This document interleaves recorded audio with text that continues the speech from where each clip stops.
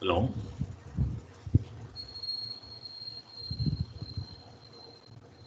Yeah, hello.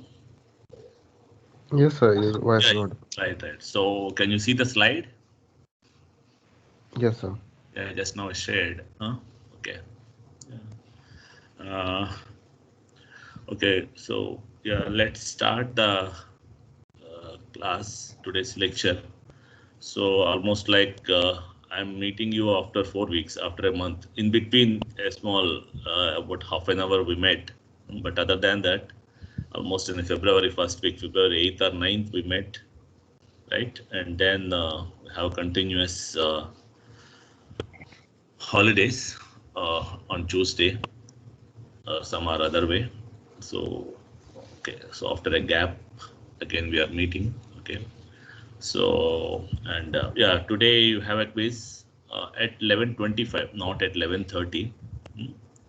So, so therefore we'll continue the class till 11:20. Okay, then by 11:25 you can start, and yeah, it will be half an hour, 30 minutes kept. So by 11:55 you can finish it. Okay. Yeah. Sir, this third slide, like, has it been uploaded on Teams? Huh? Hello? This is Hello? the slide number three. Slide number three. I'm not getting slide number 3. Has it been uploaded on Teams? Yeah. Slide number, not slide number 3, no? Like it's chapter 3, right? That's what. Chapter three, right? Chapter Yeah, three. yeah, it was uploaded. Okay, sir. Thank you. Okay. Yeah. So yeah, let's start the class. And anyway, I just mentioned the message also in the Teams that today 11:25 the class test, the quiz starts and all. Okay. And yeah, today we'll try to just complete the remaining part of this IPC, inter-process communication, basically. And with that, the like the stuff related to the processes will complete today, and we'll also start the next topic. It's on threads, concept of threads and the multi-threaded programming and all. So we may cover partially in this class, and then most probably by the next week the threads also will complete, and we may enter into the next topic also, like process scheduling and so on. So more or less, I don't know, actually we can, there are topics like after these threading, and then we have a process scheduling, and that is one topic, and it may take about a class or slightly more. And then we have another important topic known to be process synchronization. uh, that is, again, it will take about a class or 2 classes. So, and after that, again, there is a deadlocks was there, that is also related to process, but we don't know, actually, I'm not sure. If I have time, then instead of covering deadlocks, I may cover the memory management, at least one class. That's what my like I'm just thinking of. Let us see how many lectures we can cover and all. But anyway, including today's lecture, we have, I think, 5 lectures are possible. Okay, yeah. Let us see to what extent we can able to cover. And another thing is that, as I mentioned, that here particularly operating systems and all, it's not very difficult and all. You can also, even the topics that are not covered, and later if you need also, you can also go through that without much difficulty at all. So that is one thing. Okay, so in the last class, we are discussing about this IPC, different schemes of IPC, types of IPC. In that, first we discussed about the shared memory, and after that, we just introduced about message passing. And in the last class, that is on the Monday's class, half an hour, we discussed about in the details about the message passing scheme, in that various aspects of message passing, in that direct versus indirect communication, synchronous and asynchronous communication. So these are the aspects we had discussed. So today what we do is that we'll do some the like a case studies, or like the example operating systems that supports this message passing scheme.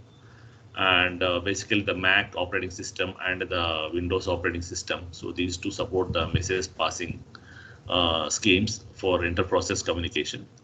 And after that, we'll discuss very briefly about how this message passing can be used in case of process communication, inter-process communication, where the processes are not in the same system. The processes are on the different systems. That means the processes are present in the networked system or a network. Like one process may be one system, other process may be in another system where they are connected through network. So in that case, how this IPC can be carried out? What are the various ways to do that? So very briefly we'll discuss. No, we don't go into the details and all. So that way there are some 2-3 schemes we'll discuss under that. Yeah, finally we'll discuss about the pipes, where how the process communication can take place between the parent and a child.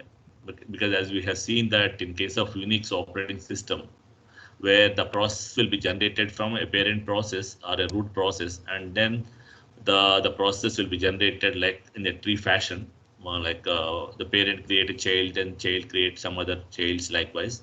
So then there is communication mechanism where the communication can happen between the parent and child. It's known to be like using a pipes, you can do that. So those things also we'll discuss very briefly. So that's all we'll cover today in this related to IPC. Then we move on to the threads, concept of threads and all, and to some extent we'll discuss that part. And coming to this one, the Mac operating system, we have seen this Mac operating system in the very beginning first chapter, where it deals with the concept of the microkernel approach and all. And here the Mac, as I mentioned here, the IPC here will be carried out by using message passing scheme. So here in the case of Mac, the processor can be viewed as a task. So that means whenever a task is created, the kernel will create the two mailboxes known to be kernel mailbox and a notify mailbox. And using a kernel mailbox, it used to interact, communicate with the task. And the notify mailbox is used to whenever there is some events to happen, events to occur. So that will be notified through this notified mailbox and all. And basically here in case of this Mac operating system, the IPC will be, that is the inter-process communication will be carried out using these three system calls known to be message send, message receive, and message RPC. And here the message send and receive, these two are used to provide the communication between the processes that are present within the system.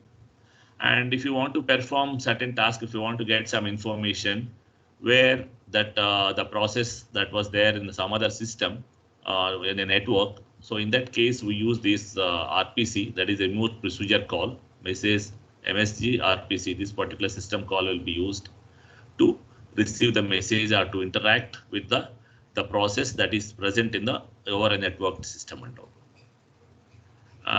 And then along with that, actually here to create the mailbox and to check the status of a mailbox. So these two system calls are used. Port allocate, it's nothing but suppose a process it want to create a mailbox. So in that case, by using this system call port allocate, it can create a message box or create this one, the mailbox, and whoever is the process task creates a mailbox, then that becomes the owner. And by default, since it creates the mailbox and all, so for that particular mailbox, whatever the message arrives, so that will be the intended receiver for that particular mailbox. So that is the way the mailbox will be defined, it's characterized. Then coming to the port status is nothing but actually by using this system call, the process can able to check the contents of a mailbox, whether the mailbox has any contents pending to be received or already available. So for that purpose, we use this port status system call. So with that, suppose a process is connected to set of mailboxes, then by using the port status, then it can come to know about what are the messages that are present, like in a message in the mailbox set, and with that it can able to access the messages and all. And then here this send and receive system calls, they are flexible in context of the message box and all, mailbox.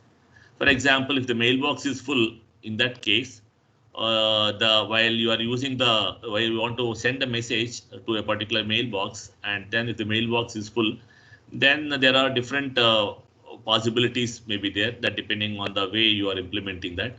That means if the mailbox is full, for example, that at that time the sender can be blocked. That means continuously waiting, until a mail you have some space available or some message space is available in the mailbox and all.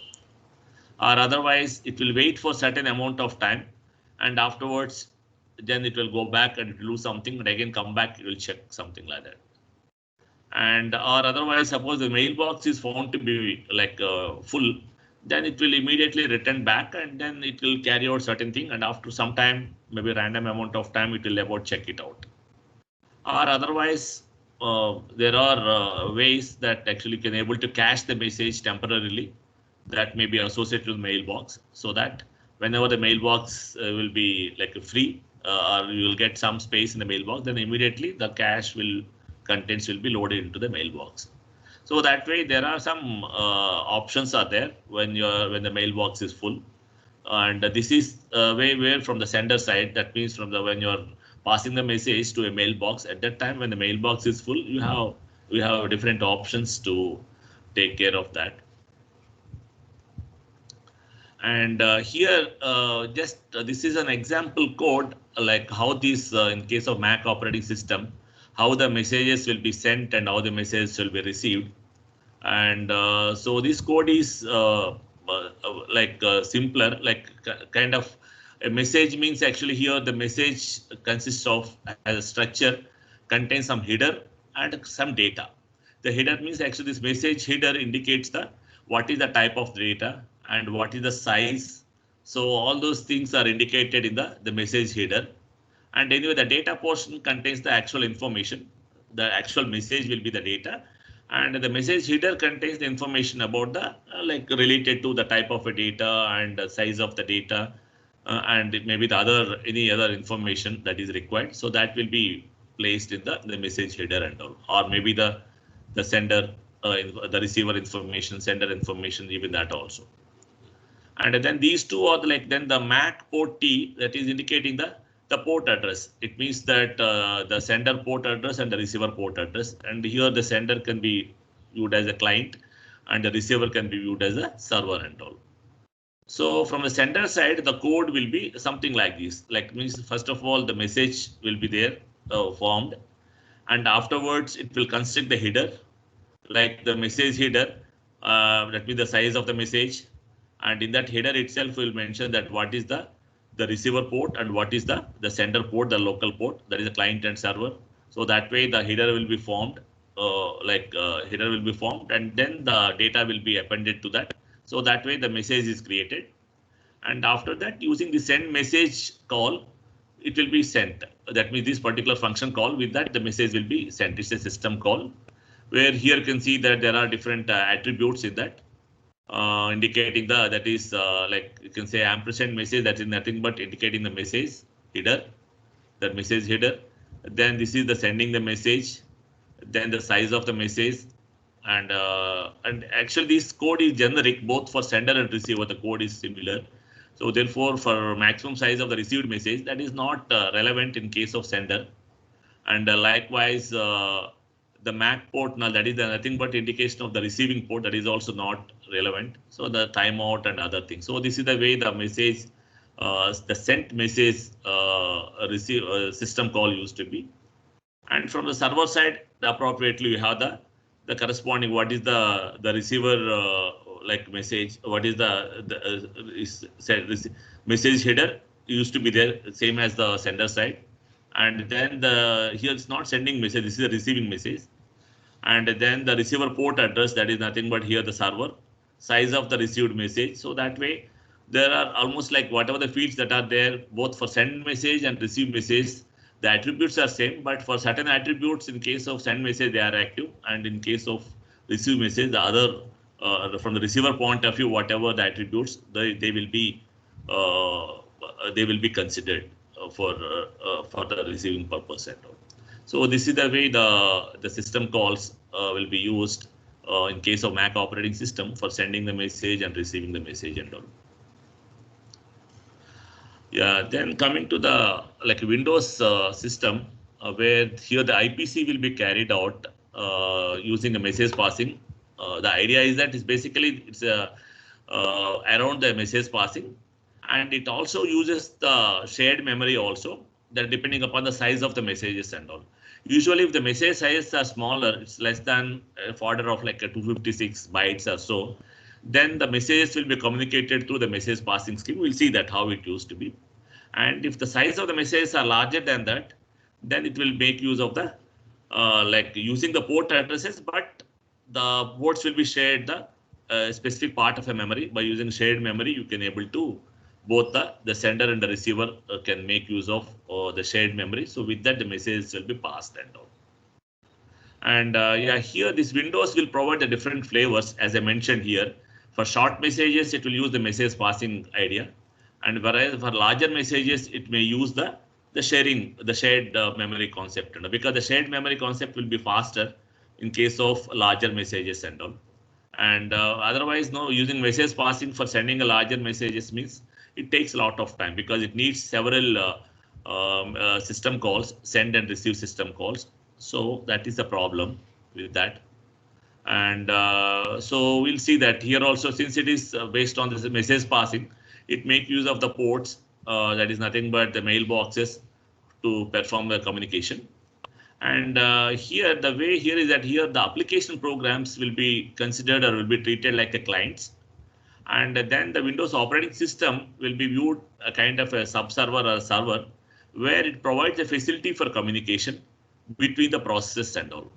So here the server will publish the connection port objects. It means that the server is present, will be there, and it will be ready to serve the requirements or the requests from the application programs and all. Here the application programs are known to be like a clients, and the server will publish the connection ports. Will publish that means it will provide the connection port means kind of its addresses, the port addresses published in the system, so that the application programmers or programs will come to know about what is where the server is available, with which you can able to send the request for a connection to establish so that the communication can take place.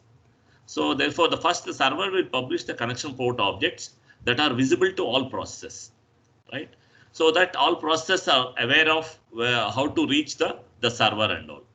And then the client, because the application program, if it requires to have a communication, then it opens the handle to a subsystem. It's nothing but server based on its connection port address, because that connection port address is published open.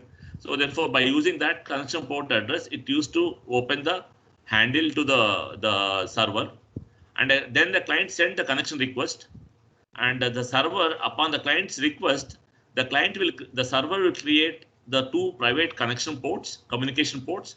One port will be allocated to the client side, and other port will be maintained at the server side. So with that, the communication can take place between the two processes and all. And yeah, that you can see the diagram, that will be clear to you. So this will be a kind of a server, and this is the client.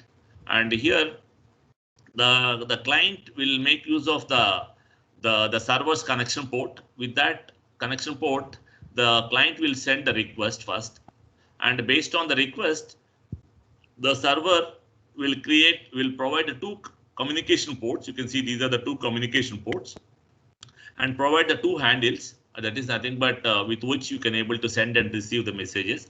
Two communication ports, and then each will be given to the two process, and with that the process can communicate. And here this communication will take place if the messages are smaller. That means if the messages that need to be transferred or that need to be shared, if this is of smaller order, then by using this kind of establishing the two communication ports, and with these ports, the communication will take place. Because for every message to send or for every message to receive, it has to use the system calls. So therefore, it takes time. And suppose, for example, when the client is sending a connection request, at that time, if it indicates that it needs to have to transfer the larger messages, for example, so at that time, the server will create a shared object known to be section object, and it's kind of a shared memory. And then with that actually shared memory, both the process, the client process and the server process will communicate if the size is greater than 256 bytes and all. And sometimes if the size is much greater than the section object also has certain limit. By using a shared memory concept, you can able to provide the data transmission. And if the the message to be communicated is much larger than the section object. In that case, the server can directly will write or read from the client's data space, client's memory space itself.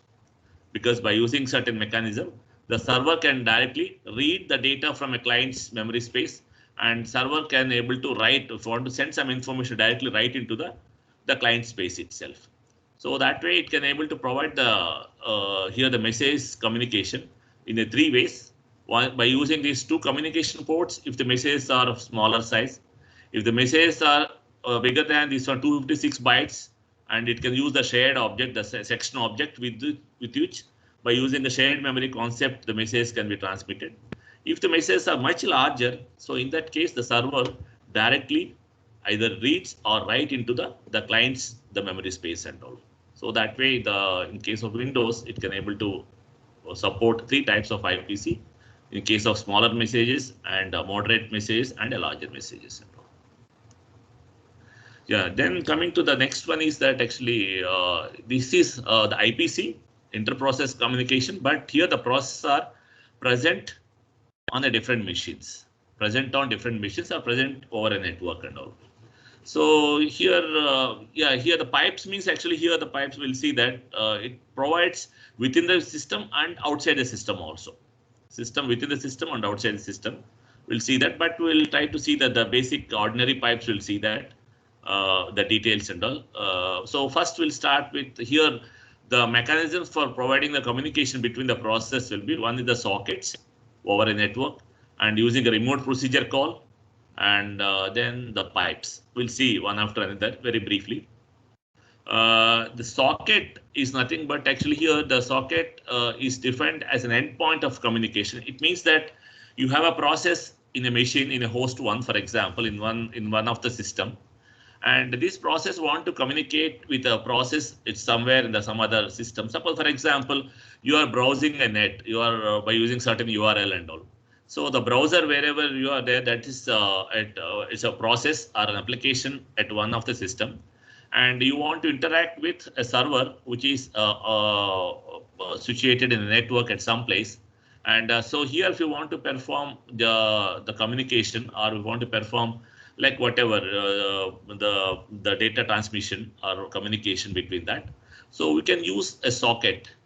And here the end socket is defined as the endpoint of communication. It means that here at the client side, you have an endpoint. That means here the client side, you have some host, and in this host, your application is present, right? And likewise, you want something, an application which is present on somewhere in some other server or some other system. So therefore, that is the address of that particular host and the particular application. So that will be treated as another endpoint and all. So therefore, here you need to have a communication between the 2 endpoints. So one endpoint is at the source side, or you can say the client, and other endpoint will be corresponds to the other on the other machine and all. So that is mean by the socket and all. So we'll see that. The socket is basically concatenation of IP address and port. Don't worry about this terminology. So here the IP address is basically nothing but this is the identity of a host system. Identity of a system. Suppose you are browsing, you are using your web browser to receive some image or some data, some video somewhere. So in that case, the IP address of your machine, that means your machine address is known to be the IP address. Your host machine is known to be the identity of your host machine is uniquely identified by using this IP address. And all of us are familiar with that, either completely knowing the details or not. So this IP address is nothing but you can say that here it's a 4 tuple with the decimal representation. You can see 161.625.19.8. So this is the IP address of some system, some host system, right? And then, so here what I mean to say is that the IP address is nothing but the address of the host, or nothing but the identity of the host machine. So in that host machine, we have several application processes are there. One of them is your browser. And then there are other application processes. There are several other processes will be there. The user runs some program and all that becomes an application process, right? So likewise, and there are word process, and there are like spreadsheets. excuse me, there are several processes will be there. So to identify the process that is present within the host, or the identity of a process within the host is indicated by some specific identity that is known to be port. That is known to be a port address and all. So here in this context, the port address here is the 1625 is a port address, and your IP address is this from the decimal notation, whatever is indicated, 161.25.19.8. This is your IP address. It's nothing but your host ID. And the 1625 is your port address. Port address is nothing but the specific application process within your host. So that way, the concatenation of these two is known to be a socket. A socket is nothing but endpoint address, where that endpoint indicates your host machine, and within the host machine you may have several processes may be there, application process, and again to uniquely identify a specific application process in the host, we use some identity that is known to be port address. So that way, this entire thing will be viewed as a socket at one endpoint.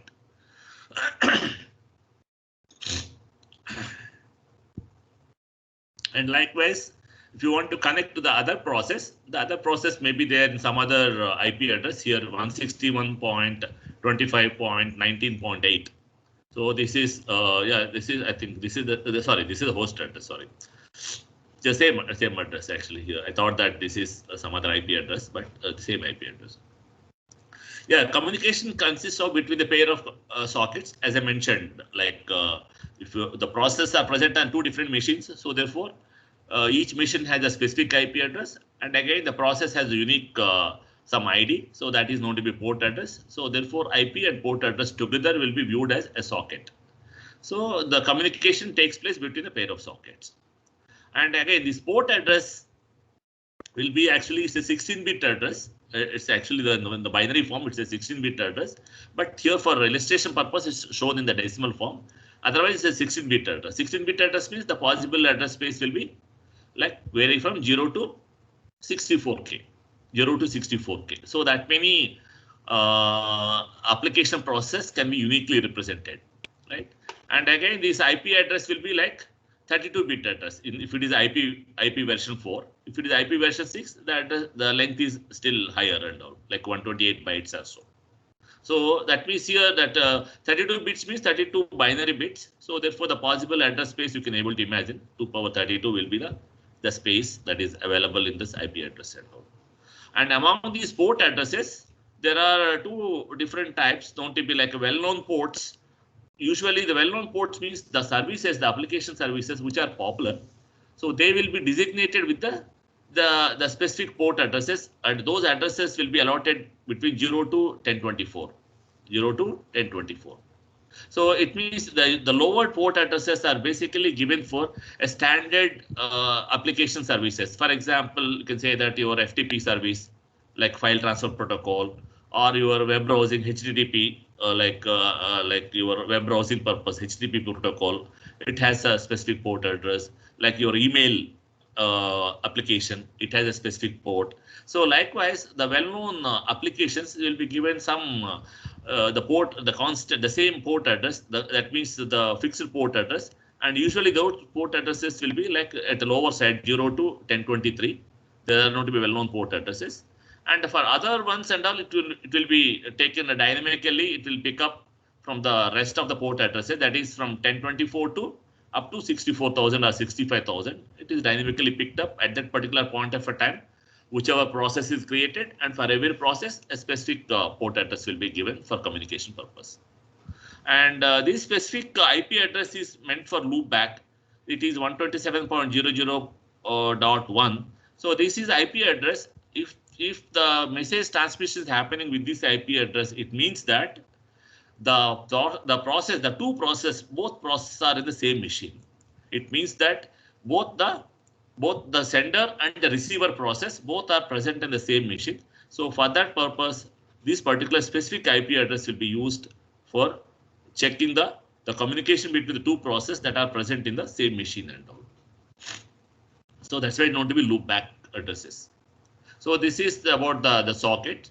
And we discussed about very briefly about the sockets. They are basically used for client server communication that we discussed in at the beginning of the first chapter. You can have something like that. You have a machine over here and a machine over here, and this is the IP address of a machine, maybe a client, and this is the IP address of the server, for example, and this is the port address of the client, and this is the port address of the server and all.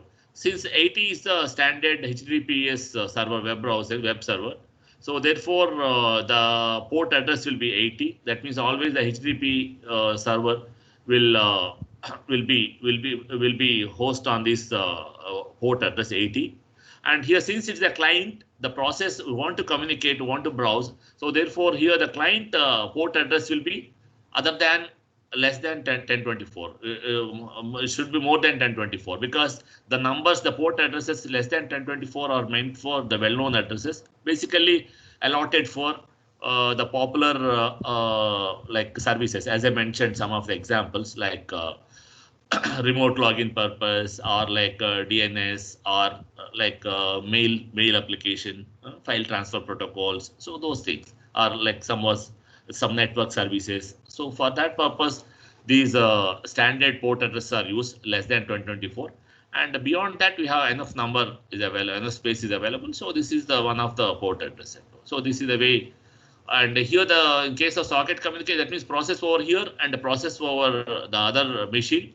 These two machines are not are maybe present on a network, on the different networks, and they used to have a communication between these two by assigning these sockets in front of the messages and all. And then the message will be sent here, and then message will be received based on these addresses and all. Okay, so this is the way you can have the process communication can take place across the systems present on the network systems and all. And again, here there are lots of details. Anyway, we are not going to that one, like how this communication can take place, whether it's through some established connection or like without connection it happens, and those details and all. It's like beyond the scope at this particular point of a time. Here, just I want to mention that there is a need for process communication between the machines, and so in that case, we use the sockets. With the help of sockets, you can provide a communication. That's all. Then the remote procedure call. So here the idea of remote procedure call is that if you want to have, that means the remote procedure call abstract the procedure calls between the process over the network systems. It means that suppose if you want to have a process communication between the two processes that are present within the system, for example, you can use some local procedure calls. With that, you can able to perform a communication like the way in case of Windows machine, the way we had, you can able to do that. Suppose if you want to have communication or communication for with some process, and that process is not present on the system, that process is there on somewhere on the remote system and all. So in that case, you can use the remote procedure call. That means here when you are using this remote procedure call, so the user will not know about whether the procedure is available here or on the somewhere in the remote machine. So simply he will execute this remote procedure call. Then it checks that whether the process is present over here. If it is not here, then the kernel will take care of the RPC procedure call, the RPC system call. So with that, it tries to find out where this procedure is available, on which system it is available, what is its port address, and then afterwards, then it will try to communicate with that particular server and port, and then the procedure will be executed on the remote machine. Then the response will be sent back to the sender and all, for the given sender. So for that, what happens here is that here also it will use the port addresses for service differentiation. As we know that in the sockets we have seen that the port addresses are nothing but to discriminate the services or to discriminate the application process. So here also the same thing. But here what happens is that remote procedure call means it abstracts the procedure calls that are the process that are present on the network systems or on the different systems. So for that purpose, here the system, the kernel will make use of the entities known to be stub. That means here the stub is an entity that takes care of the execution of the procedure calls on the remote machine and all, on the remote machine. So here the stubs, what it will do is that here the stub it will be present in the client side as well as the server side also.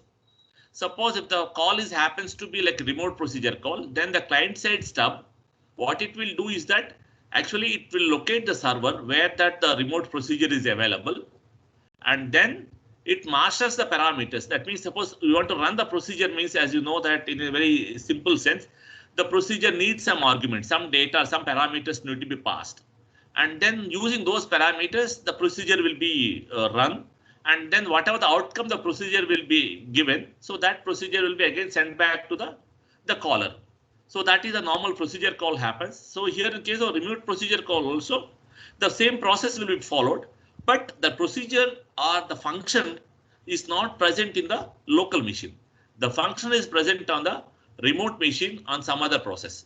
So for that process here, to use the stub, the client side stub, the duty of the client side stub is that it will try to locate the remote server and its corresponding port address of the particular procedure call. And then it will pass the parameters, desired parameters to that particular remote host and the remote procedure. And there you have another stub used to be there on the server. That stub will understand the parameters, whatever is sent by the sender. And again, it will use those parameters. It will run the procedure. And then whatever the outcome is there, that outcome will be sent back to the client side and all. So here the marshalling means we'll see that what is meant by marshalling and all. So here the marshalling is nothing because you are running a procedure on some other remote host, and the data types that are used on the remote host are the way the conventions or the specifications that used to be followed by these hosts may be different and all.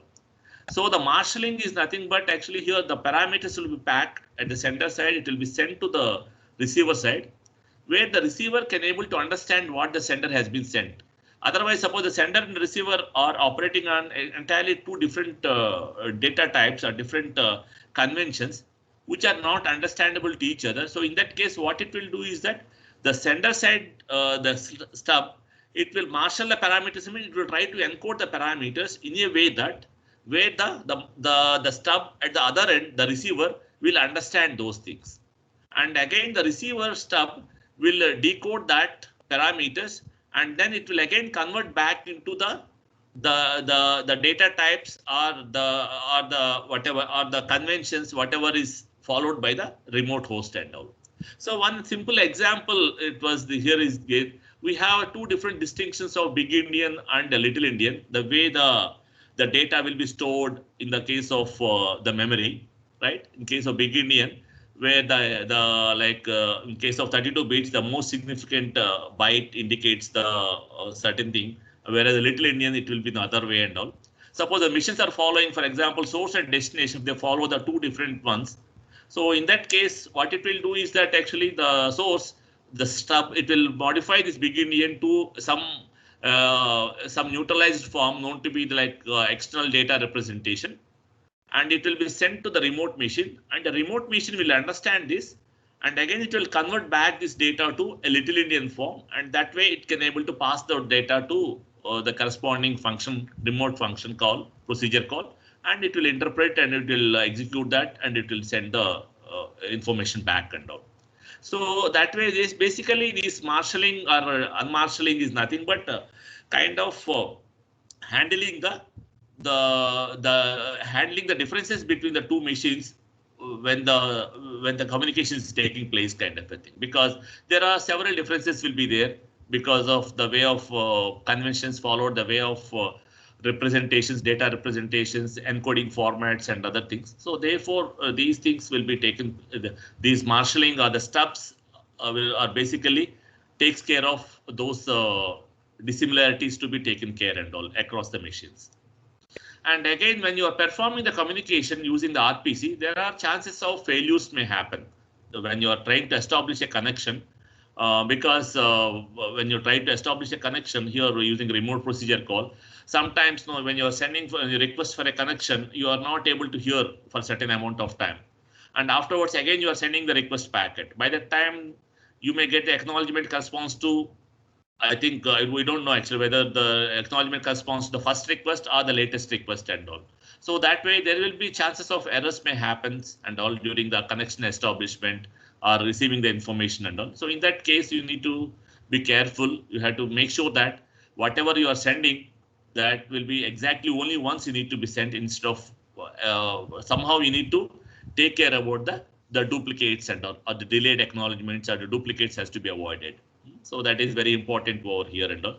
So for that purpose here, the OS, the steps will make use of the reducious service. So reducious service means we have seen, we have discussed in the last class.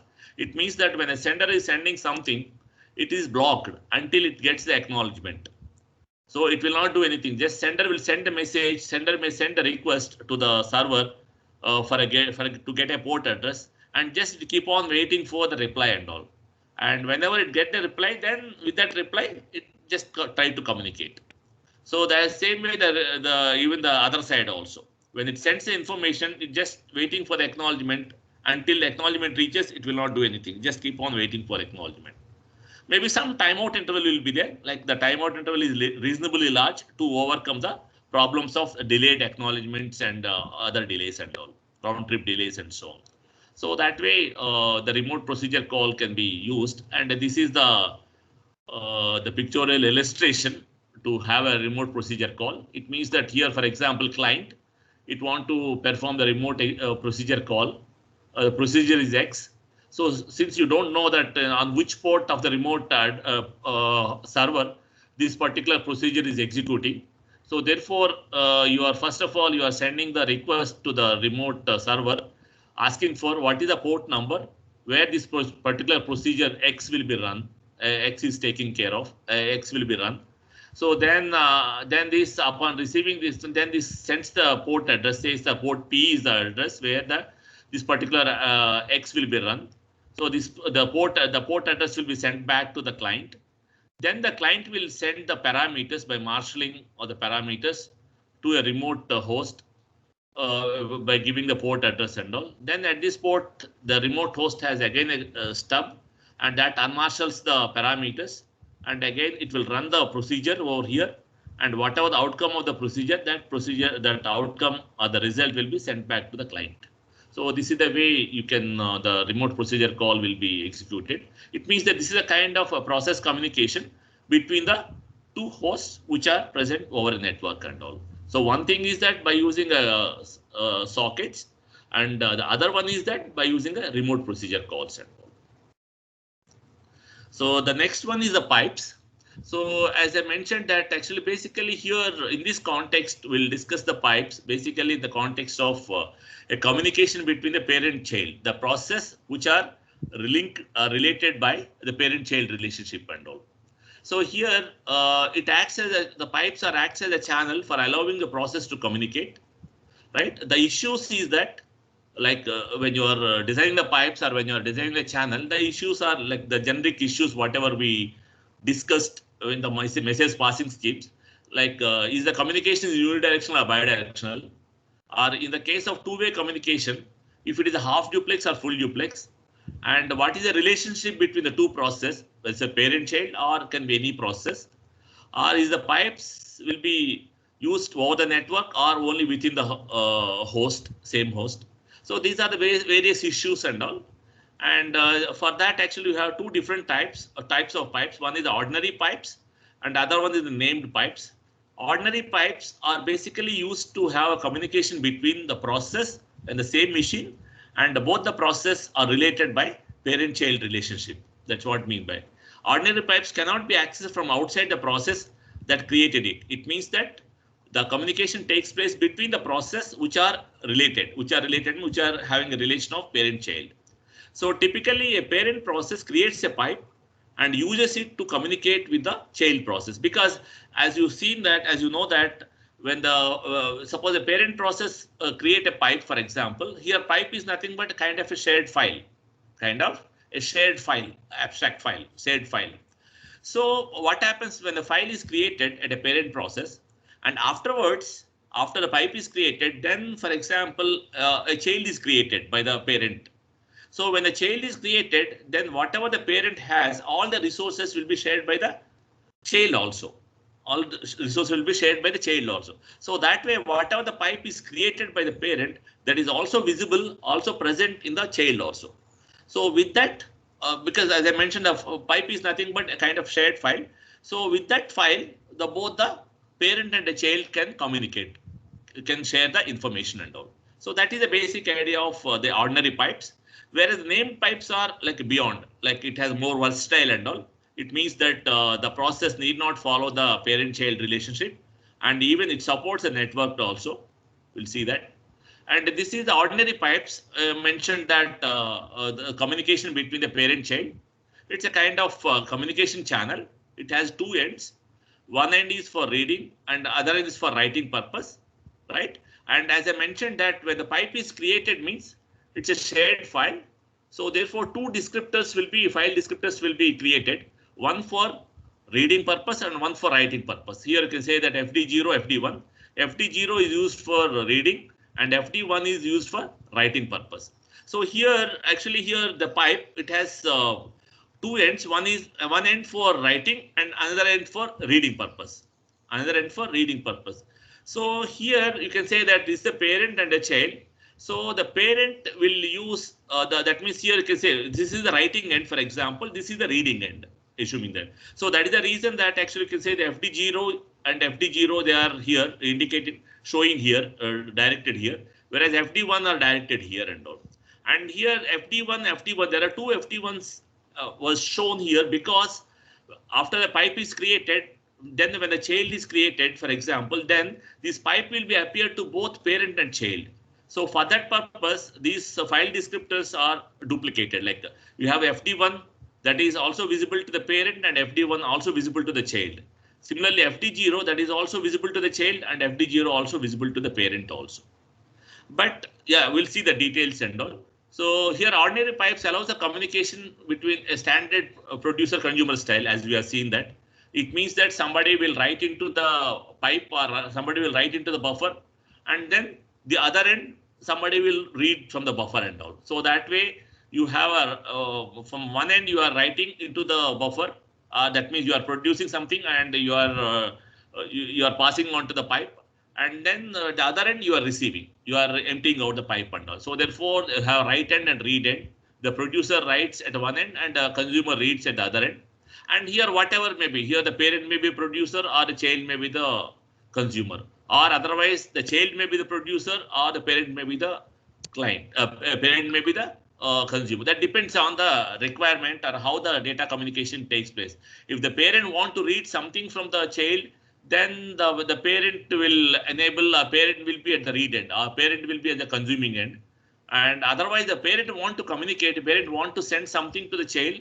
So at that time the parent will be like a producer and the child happens to be the consumer and all. So that way they require parent-child relationship between these. And what happens is that when after the pipe is created, then the parent, that depending on the requirement, the parent will make use of only one end. Suppose the parent want to receive data from a child, then what happens? Then after pipe is created, then the parent will close the writing right end, his right end, because he has a two file descriptors, both read end and write end. And suppose it is meant for the pipe is created, meant for receiving the information from the child means. So in that case, the right end of the parent will be closed. And whereas the child process where it is meant for writing purpose, so therefore it blocks the or it closes the reading end and it enables or it activates only the writing end. So that way only one way of communication will take place, either the parent to the child or the child to the parent and all. And these pipes also known to be unanimous pipes in case of Windows. And you can see the example, then it will be very clear to you. Here you can say that the buffer size is nothing but the size of the pipe and all. And for a pipe you have read end and write end, 0 or 1. And here you can say that there are file descriptors, there are two will be there. And here this is the command, this is the instruction, this is the command that is used to in the Unix pipe. With the pipe command, it can able to create a pipe FD. It create if it is returns -1, it indicates that the pipe creation is failed. Otherwise, the pipe is successful, right? So once the pipe is created, this is nothing but creation of a pipe. That pipe, this system call pipe system call is used to create a pipe, create a channel. It's nothing but create some shared file having the two file descriptors, right? And if it returns a descriptor, if it returns the value negative, that indicates that the creation of a pipe is erroneous. It's not the pipe is not created. Otherwise, the pipe is successfully created. And once the pipe is created here, then afterwards here you can say that the parent process forking a child. That means creates a child using by calling a fork system call. By calling a fork system call. So then when the fork system call is called, it means that here at this point both the parent and child are present. Both the parent and child are present. So for that, to check that the child, and also if PID equals to 0, it means that the creation of fork is failure, right? And if the PID is greater than 0, it means that it's a that means if we want to do something, then it's a parent process. So if a PID is greater than 0, then the parent process, what it is doing, because for each process, both the parent process, child process can see the pipe and has the two file descriptors. One is for read and another for writing purpose. So here for the purpose, the parent job is to communicate something, to want to send something to the child, for example. In that case, the parent, what it will do, it will close the read end of the pipe. It will close the read end of the pipe. You can see that close FD read end. And then whatever it want to write, it will write into it. Write, this is a system call, and this is the file descriptor, because this is a shared file using this file descriptor. And whatever it want to write is a write message. Write message is what? You can see here in the main program, write message, just something, some text string, like greetings it want to send. And then whatever, how much space is required, that is nothing but string length of that message plus 1. This is the space that is required. So that way, by using this write system call, you can able to write whatever into the pipe. And then once this writing part is over, then you can be able to close the pipe. Close the pipe. And then afterwards, the child process. For example, if PID is not greater than 0, so it is nothing. PID is less than 0 is verified. It's not less than 0. So if a PID is greater than 0, it's a parent. Otherwise, it's a child process. So in the child process, what you are doing, because the child process used to, like the child process used to read the data from the receiving end, read the data from the parent process. So therefore, it first closes the pipe's right end, because it is not meant for writing something into the pipe. So therefore, it will close the right end of the pipe, and then it reads by using this particular system call. It reads using this file descriptor and the read message, and then the buffer size. So it will read into the read message. Then afterwards, you can able to display that message, whatever it's over, and then the close the read end. So this way, the pipes will be created and they are managed, and with the pipes, you can have a data communication can takes place. Then the named pipes and all, anyway, the named pipes, whatever the ordinary pipes perform, beyond that, the named pipes will do that. It's more powerful. Communication is bidirectional, whereas the normal ordinary pipes, what we have seen is that the communication is only unidirectional. And if you want to have the bidirectional communication, that means both the sides, you need to have two pipes has to be created, right? And so with each pipe will be meant for one unidirectional, and there is no parent-child relationship. And the several process can use the named pipe communication, and even the networked systems also it can able to run, right? So these are the named pipes. Anyway, this is not, we are not going to discuss. The thing is that the ordinary pipes are basically meant for communication between the parent-child process, whereas the named pipes is that its applicability is much beyond that, between the processes over the network systems also. So this is the almost like end of the this one inter-process communication. And next we move on to the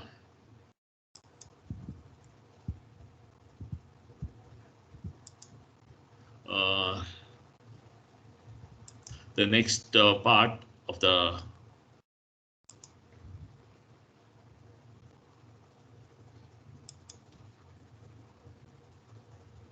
so how to close that.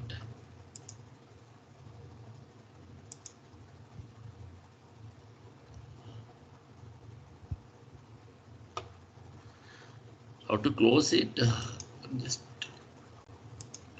yeah, right. Let me see. Yeah, right.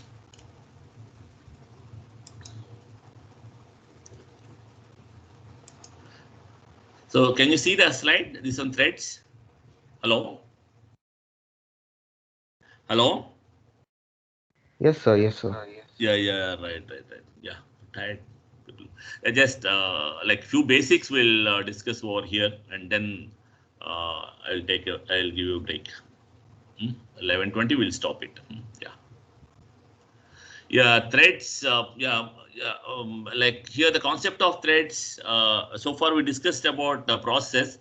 So process means what we define the process means it's execution of a program by a CPU or execution of a program is known to be a process.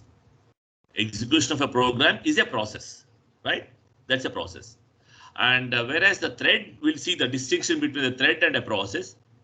So the thread is nothing but actually a process may have multiple execution sequences. A process may be designed or may be written such a way that you can have multiple execution sequences can be possible, can be done. It means that same process can be run simultaneously over a multiple CPUs. Suppose if you have multiple CPUs are available, then you can able to run a same process over a multiple CPUs. So that is possible only when if you write a program, if you write that your application process such a way that if it contains the multiple independent executional sequences, then you can able to run. You can say that the execution sequence of 1 can be run on CPU 1 and the execution sequence of 2 can be run on the CPU 2. So likewise, you can spread the execution of a process over a multiple CPUs if the multiple execution sequences are available and all. So the thread is nothing but these sequences, the multiple executional sequences of a process within a process are known to be threads, are known to be a threads in a process. So under this, we'll try to discuss about these things, like the overview of what is meant by threads and how it differ from the process and all.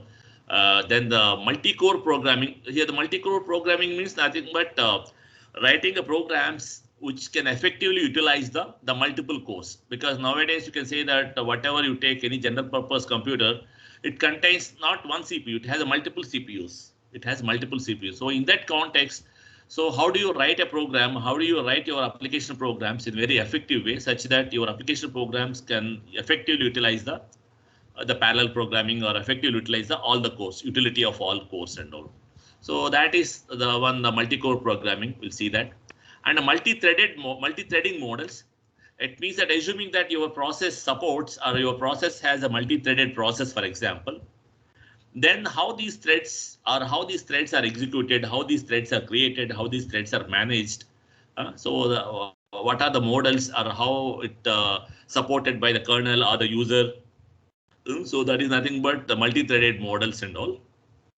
Then anyway, thread libraries is nothing but the actual the functions that supports these threading functions, the thread utilities, like a creation of a thread, managing a thread, and termination of a thread, and synchronization between the threads. So these things, for doing that, actually you need to have some functions calls are required, system calls are required. So that is supported by the thread libraries and all. And implicit threading means the idea is nothing but suppose when you're writing a program, since you know the complete overall view of application and all, so you can have that, how do you can able to split that the logic into such a way that it can be run parallelly, it can able to make it into multiple execution sequences and all that can be done. And that gives you a burden on the application programmer. So that means application programmer, if you want to run his program on the multi-core systems, so he has to visualize that, yeah, now the multi-core systems are available. So therefore, when writing the program, instead of freely writing the code, he has to see that how do I can split the program with the multiple executions so that all of them are independent as far as possible. So that way, these kind of when you want to run on the multi-core systems, so the application programmers will be stressed or will be like a burdened with coding at a high-level language by introducing the threads in the program and all. So that is one way. But to avoid that or to reduce the burden, we have an implicit threading. It means that the programmer need not worry about the threading, the introducing a threading in the program all the time. He can introduce at some places, but most of the cases it will be taken care automatically by the compiler or at the runtime libraries or runtime functions and all. So that is known to be implicit threading. It means that the programmer need not much worry about the introducing a threading into the his user programs, his application programs and all. And based on the logic and other things, the compiler will identify the places where the threading can be done. So with that, the compiler can introduce the threading automatically when it is compiling a program, and sometimes when it is at the time of runtime also the threads can be introduced. So that is known to be the implicit threading and all. It means that the application programmer need not they introduce the threading intentionally and all. So that can be done to some extent automatically using a compiler and at the time of runtime and all. It's not to be implicit threading and all. And the threading issues, what are the issues with by introducing the threading? So what are the various issues in implementation, or what are the various issues were there? And also then finally how the operating system supports this threading, and how the implementation will be carried out at a different operating systems or in the popular operating systems. That we'll discuss very briefly. And coming to the objectives, anyway, whatever we discussed that are mentioned over here, we'll introduce a notion of a thread is nothing but a fundamental unit of CPU utilization. A fundamental unit of CPU utilization that forms the basis of multi-threaded computer systems and all. Because a like we have a multi-core system, so we have multiple processors are there. So what I mean to say is that suppose a process, earlier we have a process, concept of a process. If a process is if a program is executing, then we call it as a process and all. And if the process has only single execution sequence, then even though we have a multi-core system, we have multiple processors available, but still you cannot utilize the other CPUs for running that particular process and all. Because the process the program is written such a way that the execution is completely the sequential execution. That means the execution has to be carried out in a sequence and all. And so whereas here there is a way that actually the program you can able to create a multiple sequences, executional sequences, which are independent. So in that case, you can make use of the multiple process can execute the same process and all. So that way, with that notion, a thread is nothing but a fundamental unit of CPU utilization. It means that even though they are the same process, if it has some 3 threads or 4 threads, you can run the process on the 4 CPUs simultaneously. That was the idea of the thread and all. And then to discuss the API and the another thing to support this threading and all, because the user want to introduce the threading in his application programs and all, then it will be difficult to use directly the system calls and other things, as we know that. So therefore, there is APIs, application program interface, which can provide certain utilities, so that with that the user can able to like introduce the threads wherever there's a possibility in the program program and all, he can use it. For that, for supporting that APIs, we have pthreads, Windows and Java thread libraries are available. And then, as I mentioned, exploring the strategies that provide implicit threading. It means that to reduce the burden of application programmer to some extent, where you can able to introduce the threading automatically at the time of compilation or the runtime. And they examine issues related to multi-threaded programming. So we'll see that. That means if you want to if you want to write a program in view of multi-threaded programming, then in that case, what are the various issues were there? Various issues that need to be taken care by the programmer. And then finally, the implementation, how these threading will be supported by the Linux and Windows operating system and all. So these are the broader objectives. First, the concept of threading, then afterwards the API supporting the thread, and then the implicit threading and issues in that. So these are the various things that we discuss over here. Yeah. Then coming to the motivation for this is that basically, as we know that most of the modern applications are multi-threaded. Just I will discuss an example. So with that, it will be clear to you. For example, take an editor, like for example, you have text editor was there. So the text editor program is a multi-threaded, can be a multi-threaded. So what are the different threads over here? We have a text when you are writing, when you are using an editor, text editor to print something, to enter something data into that. There are some distinct execution sequences can be possible. One is that the user will enter the data from the keyboard. So that means that you need to acquire the data from the user input, and whatever the data you acquired from the user, that has to be displayed on the screen so that the user can see that and whether whatever he entered is properly printed or not. And along with that, when the user enters the data, so sometimes if automatic spell check is automatically incorporated, and even that also can correct the words whatever entered. Sometimes the user entered some mistakes may be entered. So if there is some spell checker was there, then it can automatically takes care of the corrections over that. And then while entering, and sometimes periodically whatever the data that is entered into the file or whatever, it can be saved periodic intervals and all, so that at some point of a time, if a power is failed, then entire data may be lost to overcome that. So what I mean to say is that to take care of these things here, you can have a program, you can have this text editor program, may have the multiple execution sequences. That means there will be one thread of execution which used to take care of displaying the data, displaying the content. And there is another thread of execution which used to take care of the input. That means whatever the user input will give the input, that input will be captured and then will be passed on. That will be the another thread, another execution sequence can be done. And the spell checking can be done by a separate thing. And then the saving the contents can be done automatically. And then maybe there are some other functions, whatever it is there. So that way you can able to view the application program can be viewed as a multiple execution sequences, which can able to run parallelly to some extent. And sometimes you need to interfere also. You need to be dependent on the other ones also. But this is an example. With that, you can able to like imagine how the process can be multi-threaded and all. So you are entering a text data into a file, for example. There are different activities that can be done. You can write that entire thing as a sequential one, but it's better to write as a multiple sequences where each sequence will be treated as a thread, and each sequence can be executed parallelly. And so that this is an example for that, like for displaying purpose and all, you can have whatever the specific code related to that, that can be viewed as one thread of execution. And related to the capturing a data, and also that will be part of one of the thread, one of the execution. Then the spell check, and then saving the data and some other things, whatever it is there. So all those things you can able to treat as a multiple execution sequences, so that you can view the program as a multi-threaded program and all. And yeah, here, yeah, let's that way you can have several examples. You can have, for example, your web server, for example, or your web browser can be a multi-threaded program.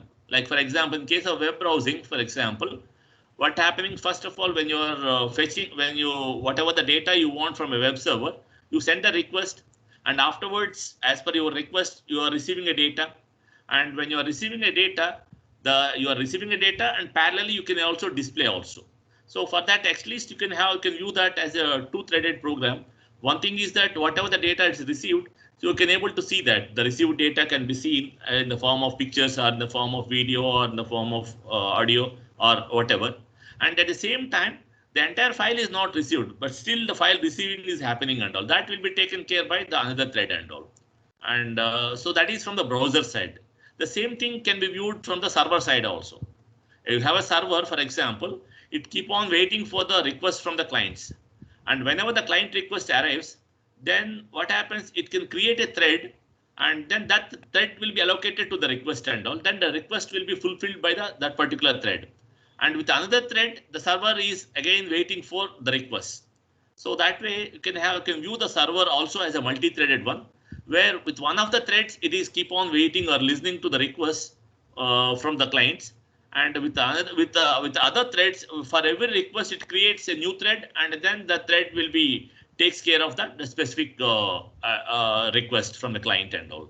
So that way also you can view that. Likewise, any application, if you look at, you can view it like a multi-threaded application and all, right? So with that, the another thing is that, yeah, like in case of server applications and all, we have seen that, for example, you have a server where when client request arrives, for example, and the server process will take up that request and will try to, based on the request, will try to send a response back. So in that meantime, there are several requests may arrive. So all those requests has to be waited till that particular response is sent back to the client, and then only the server can will attend the next interest. So likewise, it takes a lot of time to handle the client, and the client that comes, it has to wait for a long time to get a response from the server and all. So for that, there is one remedy was that before this threading, the process of creating a process, a server will be attending to a request. Whenever the request arrives, then the server will create a process, a new process, child process, which is exact replica of a server, and then that child process will take care of the request. Then likewise, whatever the request arrives, for every request, the server will create a process. Then each child process will take care of the different requests from the clients and all. So that is possible. That is happening before this thread, this multi-threaded programming and all. But what happens is the problem is that creation of a process is a heavy weight, because when you are creating a process means that means the operating system has to allocate the entire resources, whatever the process has, the same replicate or the same resources has to be allocated for a child process also. So that way it's a heavy weight, because each child again takes care of almost whatever the process size is there, almost it requires the same size and all, and whatever the resources it has, whatever the files it has, almost it has independently will be given to the child process and all. So it's a heavy weight. That means it involves a lot of like operating system involvement, and so that way you can say that the process creation is a heavyweight process and all, heavyweight. Whereas the thread creation is lightweight. We'll see that what is the distinction between the process creation and the thread creation. Because the thread creation, what happens was the thread is nothing but, because all these threads, you are creating the threads, all these threads are a part of a process. All these threads are a part of a process and all. So therefore, whatever is a common across all the threads, so that will be shared from by default, they will be shared from the process itself. They don't need the explicit kind of a code segment, explicit data segment, and explicit files are not required, because already the process has that one. And these threads are nothing but they're also part of a process.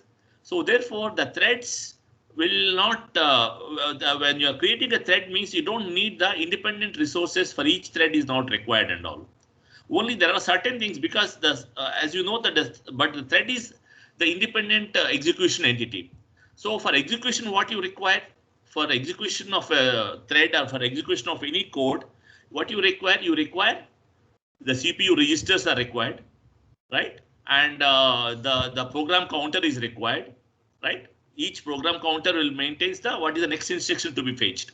So therefore, program counter, then the CPU registers are required, and whatever is happening, whatever the execution is happening related to that, the local variables and all those functions, everything and all that will be dealt with the stack. So therefore, a separate stack is also required. So therefore, for each thread to be executed, what it requires is that additionally is that in addition to the process is that it requires only a program counter and a set of registers, CPU registers, and the stack, specific stack is required. So therefore, if the process has suppose 4 threads means all the 4 threads share the entire code segment, data segment, the global variables, whatever it is there, and whatever the code segment is there, the instructions and all. So that will be shared from the process memory itself. So all threads will share the same thing. And whatever the files that are shared are opened by the process, they are also shared by the all threads and all. So the only distinction is that for every thread, you have a separate program counter and a set of registers, CPU registers are required. And at the same time, to maintain the local variables of that particular execution thread, you need to have a separate stack is required and all. So that way, compared to the process, the creation of a thread is simpler. And so therefore, you can say that the process creation is a heavyweight, whereas the thread creation is a lightweight and all. So in that context, heavyweight, lightweight means this one. So you can see, if you see the diagram, it will be clear to you. There is one diagram You can see that. Yeah, here. This is the diagram where it used to illustrate the difference between a process, a process having a single thread and a process having a multiple threads and all. So here you can see that a process means by default it has one at least the minimum one execution sequence will be there, and we assume that unless if we don't mention as a multi-threaded process, we assume that the process has a single thread of control or only one thread of execution. So this is the one that is corresponds to a process with single thread of control, only one thread, only one thread. So for that, what it is required, this is the what is the code segment and has a data segment and files, whatever is there. And then anyway, this is the one. This is also execution sequence. So therefore, it requires a stack and registers are required. And anyway, the program counter and all is a part of the registers and all. Whereas in case of a thread, suppose the process contains, as I mentioned earlier, like a spell check, keyboard, and then the display kind of a thing. Suppose you have a multiple a process having a multi-threaded one. So in that case, you have multiple threads, but all these threads you share these part. The code segment of a process, data segment, and whatever the files that are there, open files, all these things are shared by all these threads. There is no separate code and data and files. All these are shared by this one. And the only thing that are distinct to each thread will be this one, stack and the register set. Because this is also like intuitive also, because here the threads are like independent execution sequence. Because if there are three threads, you can able to run these three threads simultaneously on the three processors, on a three process. So when you're executing the three threads simultaneously, it means that it requires automatically like its own stack is required, its own register set is required. So therefore, that way you can say that in case of multi-threaded process, all other resources are shared from the process itself, except these things. To maintain the independent execution environment, it maintains the separate sets of registers and stacks are required. So this is the basic difference between a multi-threaded process and a single-threaded process and all. Okay, so we'll stop here because your exam has been scheduled at 11:25. Okay, so we'll stop here this part. Okay, so now you can go to the Teams and you please wait for the time 11:25. So 11:25 your exam, you can start the exam. So 11:25 to 11:55. So as you know that the other things and all like other things means already you have get used to that. So don't go to the last minute and all. So since I have given enough time, because if you look at that, yesterday also I posted the assignment. Then later I felt that let's give slightly more time. So therefore again I posted the previous assignment. Whatever is posted, you can able to see in the general channel. It was there, but that the green mark or that that fill is not there. Filling part. It means I removed that. So if you open you can able to see that currently only one active this one OS quiz 4 assignment is there, and this was posted. You can able to see that I have posted this at 8:42 a.m. today morning, and the same thing was there earlier also. Yesterday I posted at 10:36. You can see that, but I have removed that because there I have given the time as 25 minutes. The only change I made is that I just increased a bit of 5 minutes. So therefore, you please try to click on the one which has a fill with a green colored that the forms icon was there. No, so that one you can click it. So with that you can get the question paper and you can able to answer that. Okay, right? Is it clear? Hello? Hello? Hello? Yes, sir. It's clear. Yeah, Yes, yeah, sir. fine, fine. Yeah, please. Yeah, please. Now you can go to that and you can see that. Okay. So the one whatever there at 8:42 a.m. So that you can click it so that you can able to view the form. Yeah, still time is there. Still there are 2-3 minutes time is there. So you please try to look at the time and don't go to the last minute and all. So my advice is that by 25 minutes you try to wind up and submit whatever it is. Okay. So yeah, and let me stop the recording.